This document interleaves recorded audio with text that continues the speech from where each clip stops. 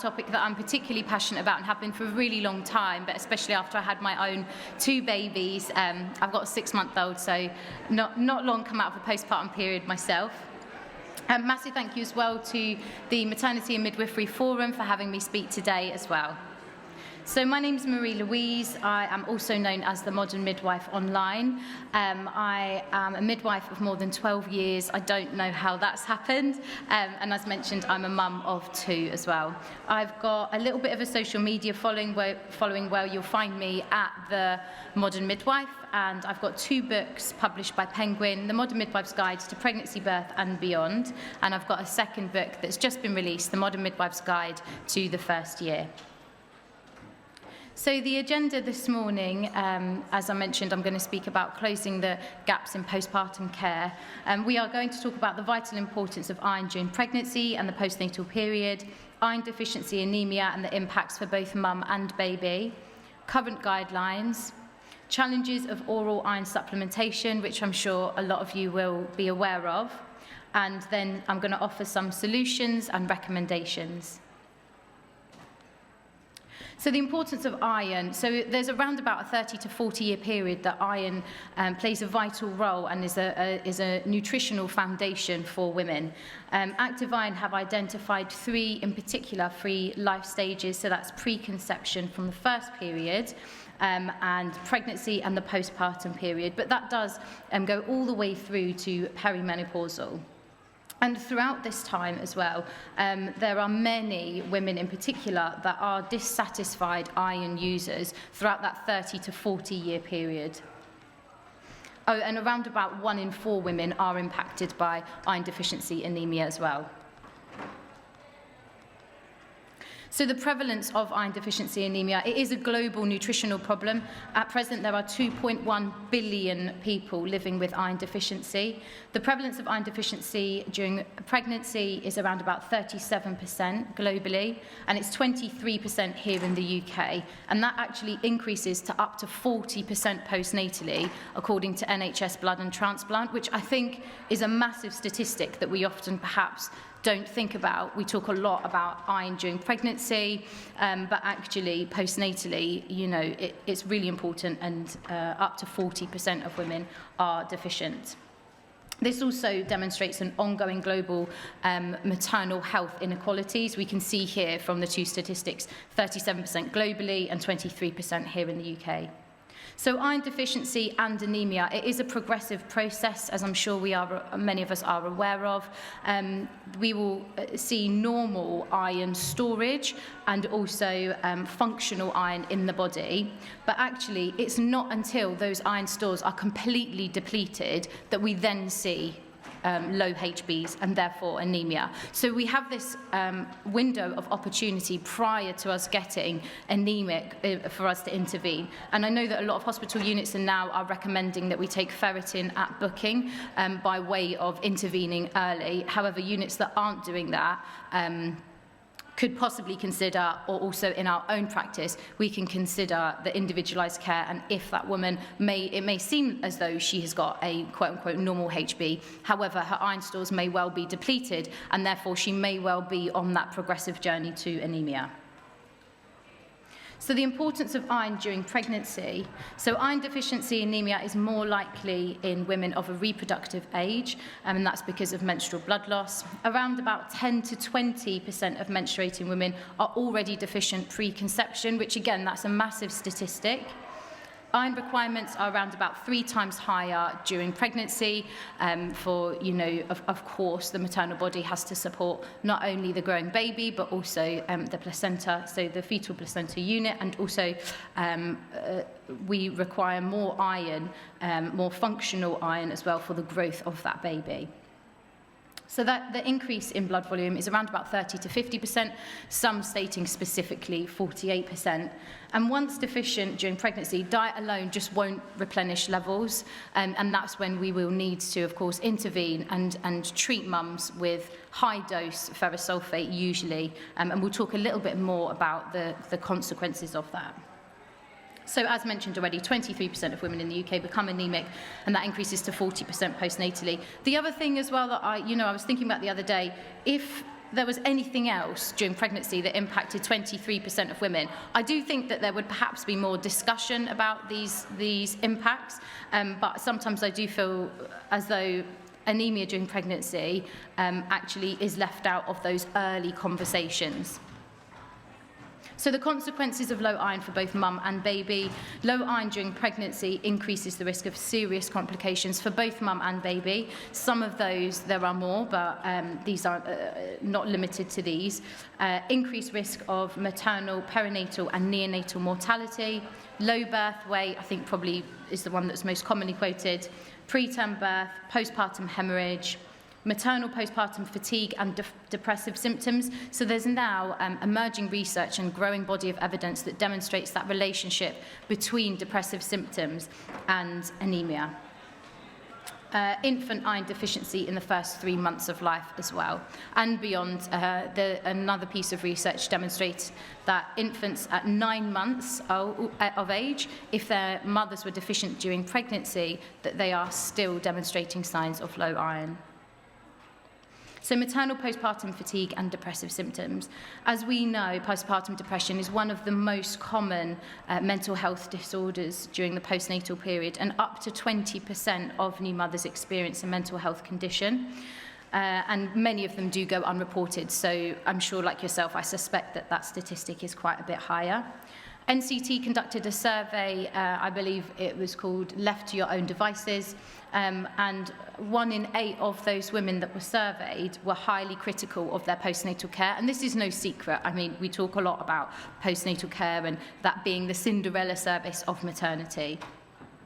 So iron deficiency anemia can impact the mental health of pregnant women and impact cognitive function alongside mood, which I will touch on a little bit later, and the impact of anemia on neurotransmitters within the brain. So the current guidelines surrounding iron deficiency anemia, again, I'm sure that we are familiar with these, so really brief recap. Anemia is defined as a HB of less than 110 in the first trimester, but as we spoke about earlier, that mums may well be on that progressive journey before we see a low HB. It's 105 in the second trimester and 100 in the postnatal period. So the guidelines, again, we'll be familiar with these, but iron levels should be checked at booking appointment and at 28 weeks. Some hospital units are recommended a 36-week HB again. Iron supplementation is not routinely recommended postnatally, despite the fact that 40% of women will be anemic postnatally. And we don't routinely test HB levels postpartum unless there's an additional clinical need, such as a PPH or, for example, infection. However, for example, using myself as an example, when I had my first baby, I'm 5 foot, I weighed less than 8 stone, I had a 400 ml blood loss that was documented as normal, but actually I felt the impact of that blood loss, and my body didn't cope very well with that, and to add to that, I was also vegetarian. So I think it's really important that we look at that individualised care, because I did really need to have a HB, and my iron levels were low, and I did really need to take iron postpartum. But as I say, if we just follow guidelines, I was one of those that quote-unquote slipped through the net. So women are at higher risk of iron deficiency, as we know, but in particular, if they have low iron stores before pregnancy, they've got a previous history of anemia, pre-existing blood conditions such as sickle cell or thalassemia, our younger mums, dietary, of course, a lot of people now as well are on restricted diets, such as vegetarians and vegans, short spaces between pregnancies, in particular less than 18 months, and multiple pregnancy.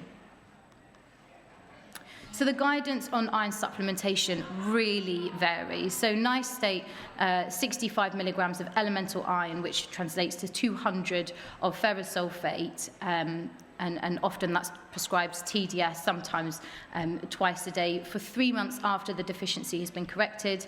Then you've got the BSH, recommend that women have an increased risk of iron depletion or have low ferritin levels of 30 or below. And again, I mean, the whole argument around ferritin levels and, you know, what we deem as normal is definitely debatable.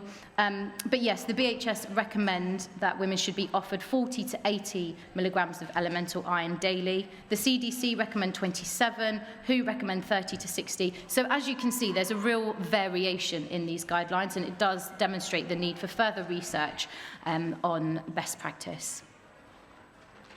So traditional oral iron supplementation, it is poorly absorbed and often poorly tolerated as well. We speak to lots of mums on a regular basis, and those that are taking high-dose iron will more often than not talk about the symptoms that are associated with that, such as nausea, just in general GI discomfort. And that can sometimes be reported as actually worse than the symptoms of anemia, leading to 50% of people to actually lapse use.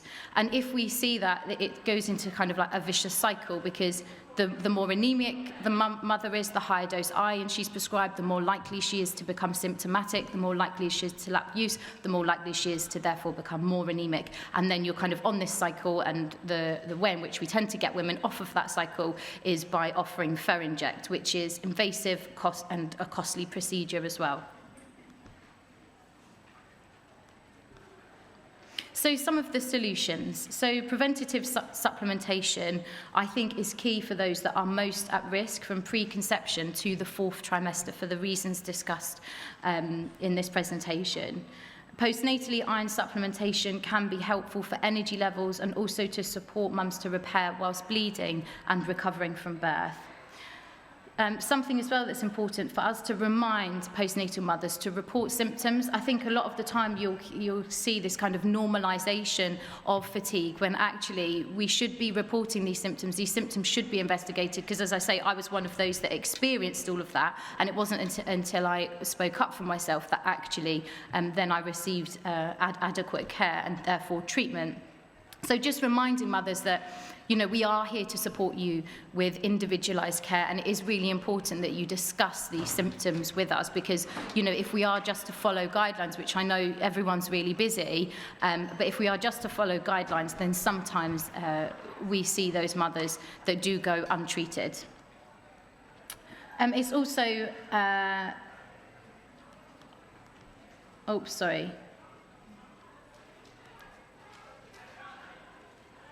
Sorry, there was a point there that I've missed out on my presentation. I don't know where it's disappeared to. But anyway, talking about postnatal supplementation, so active iron is clinically proven to increase iron levels by up to 94%, which is really quite significant. And that clinical data was seen over a 12-week period as well. Active iron is a patented, groundbreaking product, and the ferrous sulfate is wrapped in a whey protein. And this is a really important part, because this unique formulation avoids oxidization of iron in the stomach. So that's when women tend to get those symptoms, because of that oxidization of iron in the stomach. It can make them feel quite sick, nauseous, and so on. But with active iron, what happens is we don't see that because of that protective whey formula. And actually, it's absorbed in the small intestine, which is the optimal place for absorption, but that also ensures that women don't get the symptoms that are usually associated with taking that high-dose iron, and therefore fall into that lapsed use. So active iron is clinically proven. Here are some of their claims that are backed by their research. The bioavailability is better absorbed 2 times. Compliance and tolerability, I mean, usually they're linked, but 4 times better compliance, and the tolerability, there was 6 times less gut irritation. There was a 94%, as I mentioned already, but a 94% increase in iron levels. And this trial was undertaken during COVID, and it still demonstrated significant improvements in energy levels, which for myself, I was quite surprised to see for obvious reasons around that time.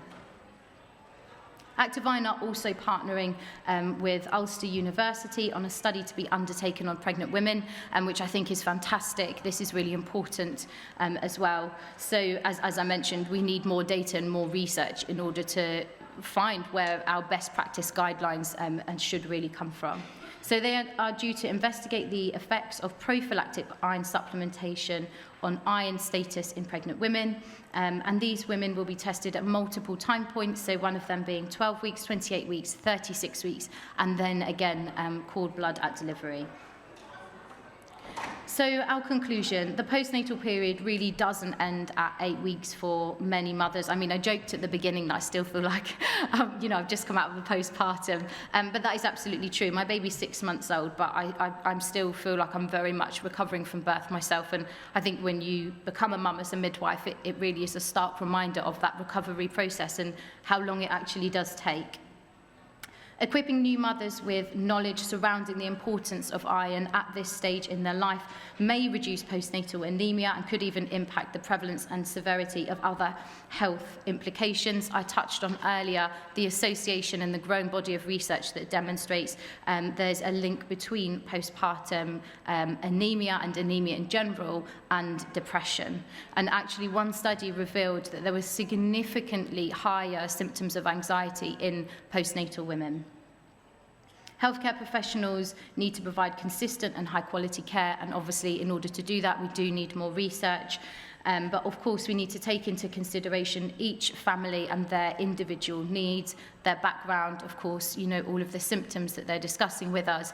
And a very common report or, complaint is that women don't feel listened to throughout their time in maternity services. But that study undertaken, or that survey rather, undertaken by NCT, there was over 1,000 women that participated in that, and that was the current kind of general consensus that I wasn't being listened to. We also do need to, of course, reduce the impacts of anemia postnatally to support families during this new big phase of their life. So Active Iron are here today. They've got a stand just outside the room here. Please feel free to come and visit and pick up your own complimentary box. You can try it yourself. I take it myself, as mentioned, and personally, I haven't had any symptoms either, but on high-dose ferrous sulfate, I certainly did. You can also scan the QR code here, and it is also available at their stand as well. And they've got a really great section on their website specifically for healthcare professionals, and that you can utilise that as well for your CPD. Thanks so much, everyone, again. Really appreciate you guys attending the talk. I know that there was a bit of a crossover and a bit of confusion as to what room it's in. So, yeah, I really appreciate you joining me today. You can follow me at The Modern Midwife, and also I've got some resources on my new website there.